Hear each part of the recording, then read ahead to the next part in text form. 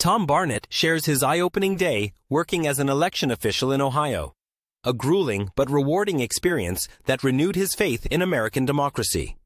His official badge, complete with the American flag and his handwritten name, marked him as part of the team safeguarding the vote. The job required 3 hours of training, a brutal 16-hour shift, and paid a modest $120. If this quiet local election left him exhausted, he dreaded what a high-turnout race would demand. His first reaction mirrored finishing the Marine Corps Marathon in '91. Never again, he thought, bone-tired and spent. Yet beneath the fatigue, a sense of accomplishment and meaningful participation made the effort feel worthwhile. The 16-hour day meant constant instruction, troubleshooting technical glitches, and bonding with a team of dedicated senior citizens. At first, it felt like doing time, locked in place and told what to do. But later, it reminded him of working a long flight as a patient steward. He lives in liberal Yellow Springs, but worked in neighboring Cedarville, a proudly conservative town where even the governor votes. Ohio law requires every polling task to be handled by a two-person team, one Democrat and one Republican, their colored lanyards marking their sides. These bipartisan teams focused on smooth operations, helping everyone vote successfully, including the disabled, homeless, and out-of-state students, and creating a welcoming atmosphere. Though the team had never worked together before, they developed real camaraderie, ending the day with heartfelt hugs all around. Both the Yellow Springs and Cedarville groups Osoos marveled at how well their communities get along despite their political divide. Shared time in each other's towns, friendships, family ties, and decades of history all contribute to their strong community bond. The day's heroine, a teacher retired 22 years, knew most voters by name, hugged half of them, and set a warm, welcoming tone. The whole experience felt like a family reunion, and in many ways, it truly was, with beloved local figures greeting familiar faces.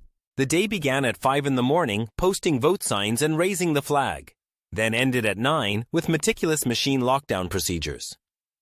Tom was deeply impressed by the layers of rules, safeguards, and systematized procedures governing every step of the process.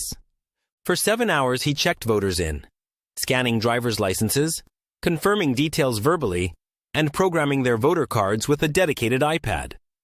After voting, people returned their cards and received their "I voted" stickers, a simple exchange that sparked smiles and pride. Tom developed a friendly patter during check-in, aiming to make the experience fun and sending voters off with laughs and smiles. The heroine hugged and chatted with voters while Tom collected cards and traded stickers, their combined efforts creating a joyful atmosphere. During the late-day rush, his favorite moment was checking in the naturalized Mexican-American who runs the beloved local restaurant. Only one voter made an unkind remark, a grim joke about being native-born, unlike immigrants crossing the water, which fell flat.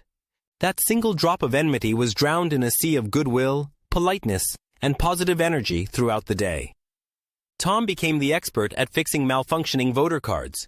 He'd pull them out, rub them dramatically on his pants, reinsert them, and they'd work every time. His secret wasn't political science expertise, but years of hotel stays where the same trick unlocked stubborn room doors at 1 in the morning. The voting booth stood ready with privacy panels, American flags, and the word "vote," bathed in natural light as citizens exercised their rights. Will he do it again? Sure, he says, knowing the positive memories will outlast the exhaustion. In a few weeks, he'll only remember the cool moments, the good feelings, and the lucrative $120 for 20 hours. Trump's claims of rigged voting and Republican losses contradict everything Tom witnessed. His confidence in the system only grew stronger. The rules, procedures, locks, checks, scans, redundancy, and constant surveillance all combine into what he considers a beautifully designed system. He leaves us with Phil Hartman's anal retentive chef from Saturday Night Live, a character obsessed with kitchen perfection. But even that fictional chef's fixation on detail can't match the meticulous procedures Tom saw in Ohio's voting system, right down to proper garbage handling. The system's weirdly complex rule set is also truly beautiful, an encouraging affirmation for an American still deeply in love with his country.